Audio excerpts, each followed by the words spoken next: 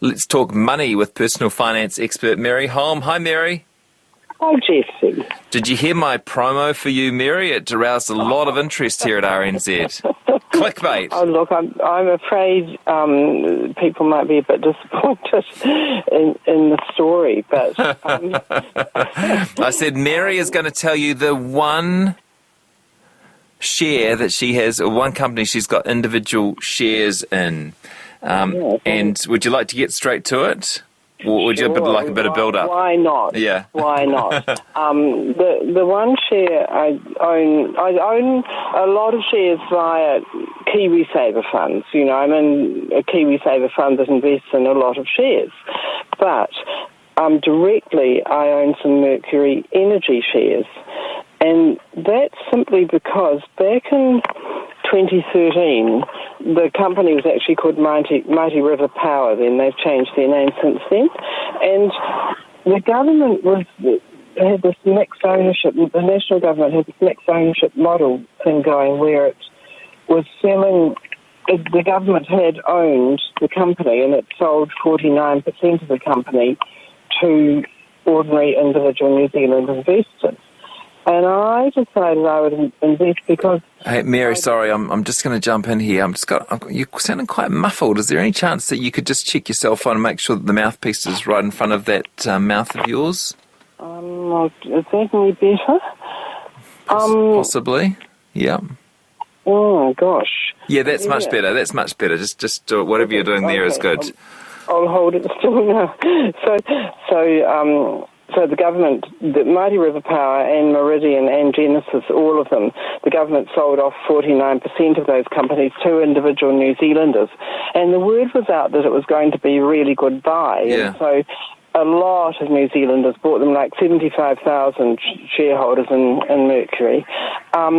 And I thought, well, I just want to see, there's going to be a lot of people buying these shares who've never held individual shares before. Yeah. And I wanted to see what kind of documentation the government, how they treated people who applied.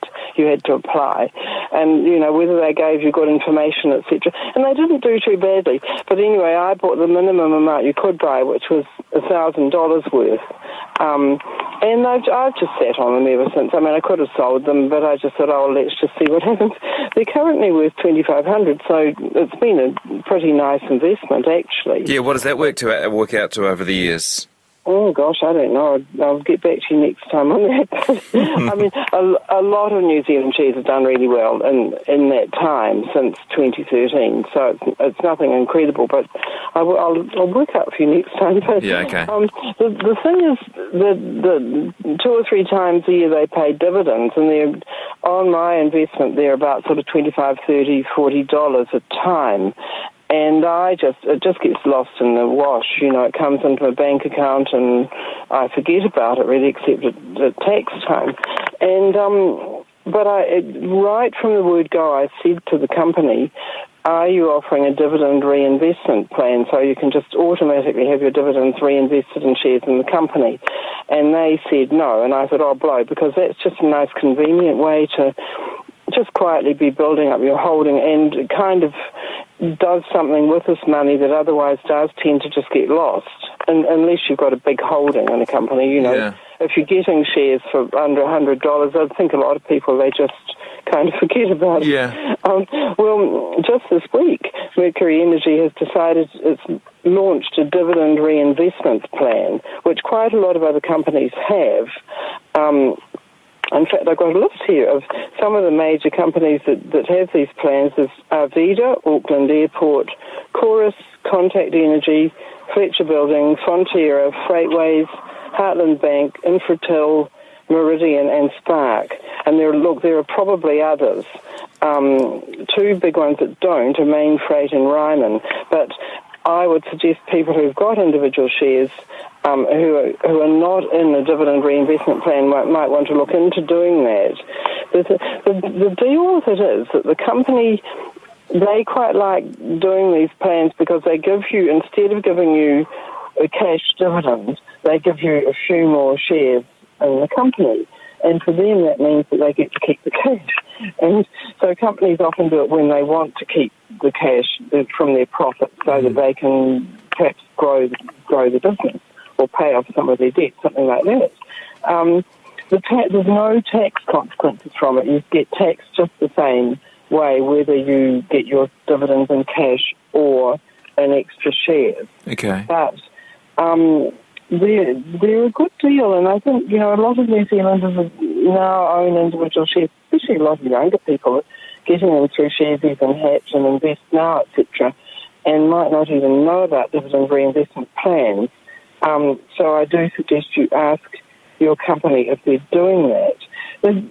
The reasons why they're good is that you're just kind of painlessly building up your holding in the company without even really thinking about it. And there's a website called Investopedia that I go to quite often, and they've got a lot of good basic advice on all sorts of things. And they sorry, Mary, I'll just jump in here again. I'm just losing you a wee bit again to that muffled sound. Have you changed the way you're holding the phone or anything? Oh, look, I might have. Yeah, is it better now? That's better. Yeah. Okay. Yeah. Sorry. It just makes a big difference for us following your line of argument. So you were saying you use a website called Investopedia? Yes.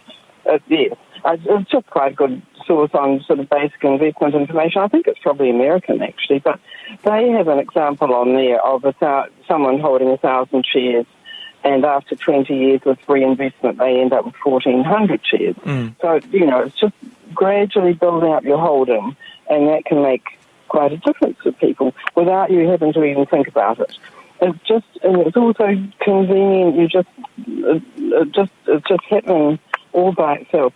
Another big advantage is that you're getting these shares and paying no brokerage or any other fees or anything on them. They just come to you. You get a notice to say your dividend has been turned into 74 shares or whatever, and there's no brokerage to pay. And sometimes the companies will offer you a discount on the price of the shares too. Like Mercury this time is offering a 2.5% discount from the market price, so you get to buy the shares cheaply, which is another little bonus. Might as well get in there. And finally, you're actually sort of benefiting from dollar cost averaging, which we've talked about before in other contexts, where typically it's if you invest a fixed amount of money, say $100 a month, into a fund or into a share, you get to buy more when they're cheaper and fewer when the shares or the units in the fund are more expensive. And so it works out quite nicely if you're doing kind of regular investing. Yeah. And if you're doing it with this dividend reinvestment plan, then okay, the dividends vary a little bit over time, but it just does mean that you're automatically investing some money in those shares, regardless of what the markets are doing, which ends up working well for people. Okay, so that's the good stuff. Any kind of words of caution when you might not want to sign up for one of these dividend reinvestment plans? There's a couple of sort of negatives. Obviously, if you're using the dividends for income in a big way, and quite a lot of people in retirement invest in shares and collect in the dividends and use those to buy the groceries with, etc. And so, of course, you're not going to be interested in the reinvestment. You want the cash to do something with. And, I'm talking about people who are getting quite large dividends from a lot of different companies often, not the sort of $30 I'm getting, where it doesn't make much difference to anything. Yeah. The other thing is, and this is kind of a bit theoretical, but it does mean that you're kind of concentrating your holding.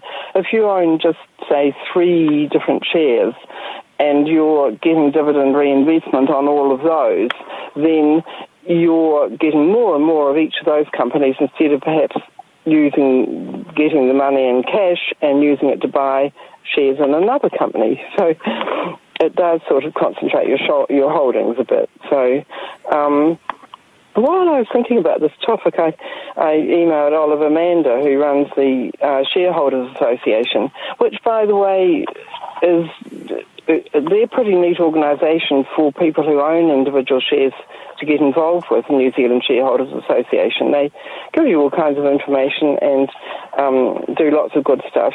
And he was saying that with a dividend reinvestment plan, it could, over time, slightly dilute all the shareholding of the people who don't take part in the program, because they're taking cash, and meanwhile others are getting more shares in the company. Yeah. And you're missing out on that if you don't take part. So, that might or might not matter. It's just over the long haul, you're getting your shares in cash. A whole lot of other shareholders are getting their shares as dividends, and so it means your percentage holding in the company is getting watered down a little bit each time that happens. So it's just as well to be aware of that's going on. But he basically says he thinks if investors are in for the long haul and they believe in the company, why not get a few more shares every time a dividend's issued and build up your holdings still further? So, overall, I think for most people, they're a good idea. Thank you.